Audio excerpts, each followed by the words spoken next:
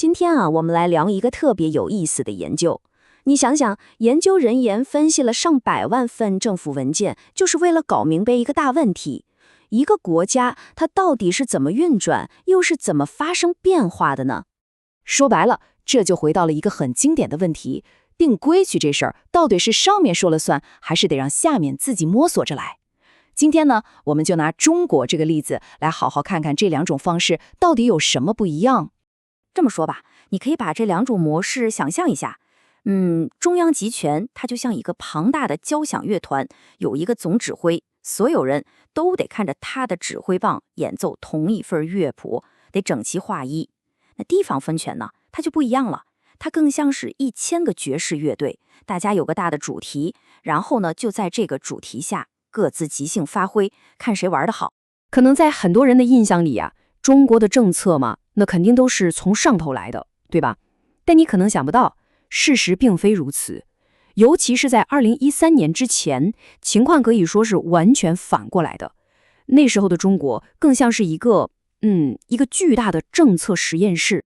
对，你没听错，研究人员就管这个叫威权的实验室。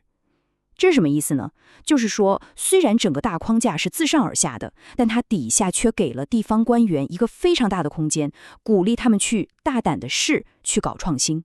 那到底有多大的空间呢？来看一个数字，这个数字真的可能会让你吓一跳。当时所有地方政府推行的政策里面，你猜猜有多少是地方自己想出来的？答案是高达82%。这些创意绝大多数都不是来自中央的命令，而是源自地方本身。那么问题来了，地方官员哪来这么大的劲头去搞创新呢？说白了，就是为了升职。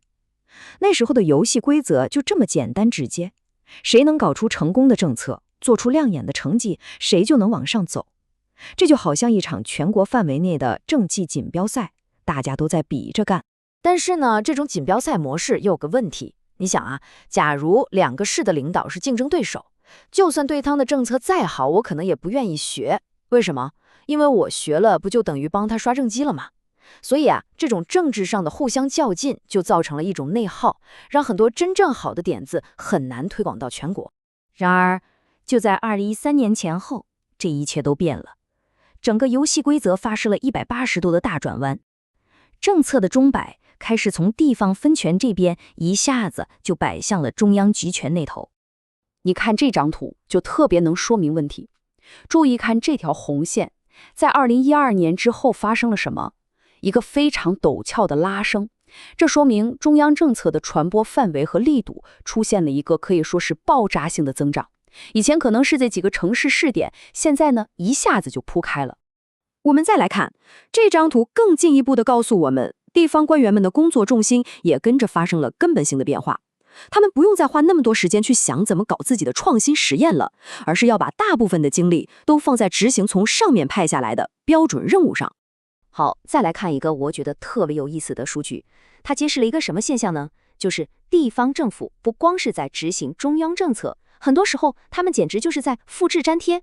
你看，政策文本的相似度直接翻了1倍多，这背后意味着什么？很简单，地方自己根据实际情况去调整、去变通的空间被大大压缩了。所以你看，整个逻辑就完全变了。官员想要往上走的路可以说是掉了个头。以前是看谁能创新，现在呢是看谁更服从。整个机理系统可以说是被彻底重塑了。那好，从一个充满活力的大实验室变成一个高度统一的大工厂，这么大的一个转变，到底带来了什么呢？这背后的得与失，咱们得好好算算这笔账。这就说到了一个核心的矛盾。统一指挥好处当然是执行力强、效率高，但是它的代价也很大，那就是一刀切的政策很难适应每个地方千差万别的具体情况。研究人员就真的去算了这笔账，他们发现那些从上面统一推下来的产业政策跟地方的实际经济情况的契合度，平均要比地方自己搞出来的政策低了整整22%。那这22%的不契合，在现实里是什么样子呢？举个例子就明白了，就是所谓的幽灵风电场，上面有指标要发展风电，结果呢，一些风根本不大的地方也叮叮当当的把风车建起来了。结果可想而知，就是摆设。当然了，凡事都有两面，我们得公平地说，中央集权也确实解决了一个大问题，就是我们前面提到的那种地方内耗。现在只要是中央的命令，不管你俩是不是竞争对手，都得执行。这样一来，好政策的推广反而更顺畅了。好，那一头是政策不合身带来的损失，另一头是减少了内耗带来的好处。这一来一回，到底是赚了还是赔了呢？研究人员还真就给算了一笔大账。大家看这张图，可以说是相当直观了。左边这个高高的柱子就是付出的经济成本，右边这个矮一点的呢，就是带来的经济收益。你看这个差距是不是一目了然？我们先看成本。根据严肃的估算，就是因为政策和地方实际情况不匹配，每年造成的工业产出损失大概有多少呢？5800亿人民币。再来看收益，通过统一指挥减少了地方内耗，每年挽回的收益大概是1210亿人民币。所以啊，这么一算，结论就很清楚了。这项研究认为，至少从纯经济效率这个角度来看，这次大转型付出的代价是远远超过了它带来的收益的。这就给我们留下了一个特别值得思考的问题。而且这个问题啊，不光是国家治理会遇到，其实一个大公司、一个大组织都会遇到。